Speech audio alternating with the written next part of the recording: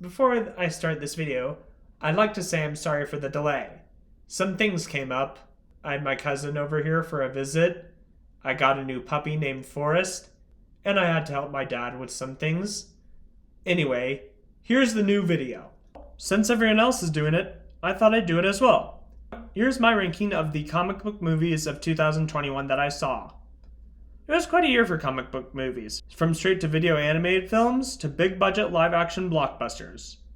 Now I'd like to note two things before this list. I didn't see Kingsman. I know it's based off a comic, but I couldn't really get into the series. And films based off manga count because manga are technically comic books just from Japan. Also, if you disagree with my ranking, keep in mind this is just my opinion. With that being said, on to the list. Number 13. Injustice. While this film, promising in concept and themes, and the animation and voice acting was passable, this film could have benefited with a longer runtime and being split into two. That and the film could have used a better script. Now moving on to more interesting films. Number 12. Venom Let There Be Carnage. I thought the visuals and the action was solid, but everything else, not so much. The film had way too many conveniences for my taste and a bad case of telling instead of showing. Honestly, this film would have been so much better if it was just Venom and Carnage fighting throughout the movie. Number 11. Black Widow. While the new characters were pretty awesome and it was cool to see ScarJo as Black Widow one last time, this film was a missed opportunity. The film felt like it was just going with the motions and the comedy was really forced. And of course, the villains were underwhelming. Taskmaster honestly deserved better for his live-action debut. But that being said, I'm looking forward to seeing more of Yelena in the future. Number 10. Eternals. This movie had great ideas, and I really appreciate how it was trying to be something different from the MCU films before it. Not to mention the cast had great chemistry and the visuals were outstanding. However, this film didn't fully commit to the themes and moved at an unengaging pace. But despite this movie's shortcomings, I look forward to the Eternals' return. Number 9. Justice Society World War II. Superheroes fighting Nazis. What's not to love? Sure, this film had some pacing issues, but it was fun. Of course, the best thing about this film was the fact it took a moment to throw shade at the Justice League. You keep calling me Shakespeare, but it's Clark. It's Clark Kent. Well, you're Superman. It's me, Flash.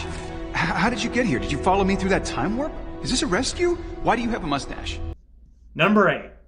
Batman Soul of the Dragon. Batman Soul of the Dragon is more of a fantasy martial arts movie than a Batman movie. But it was a ton of fun. The animation was solid and the action scenes were just amazing. Plus, it seemed like the people behind it had a lot of fun, especially the voice actors. Number 7. Sailor Moon Eternal the Movie.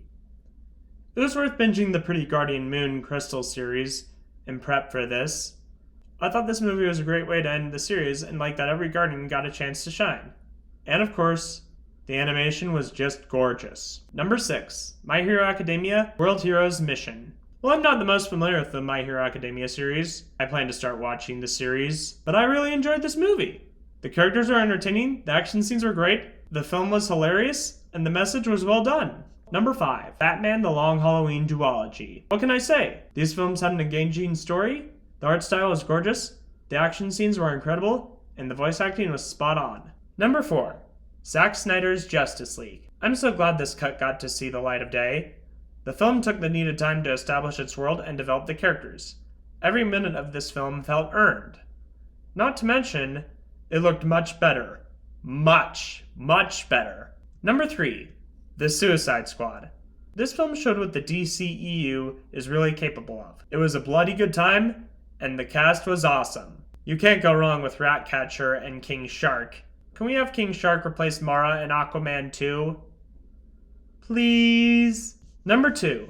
Shang-Chi and the Legend of the Ten Rings. Shang-Chi was a breath of fresh air for the MCU, feeling more like a Chinese martial arts epic instead of a superhero movie. The fight choreography was amazing, and the performances were great. This movie reminded me about why I like the MCU, since Iron Man suited up back in 2008. Number 1. Spiderman No Way Home. What can I say? This film was the crossover event of the year and did Tom Holland's Spider-Man justice. Plus, this film opened up the door to endless new possibilities for the MCU. Honestly, the future of the MCU could have never looked better. So that's my ranking of the comic book movies of 2021. What'd you think? What's your ranking? Feel free to share them with me in the comments down below. With that being said, thank you so much for watching.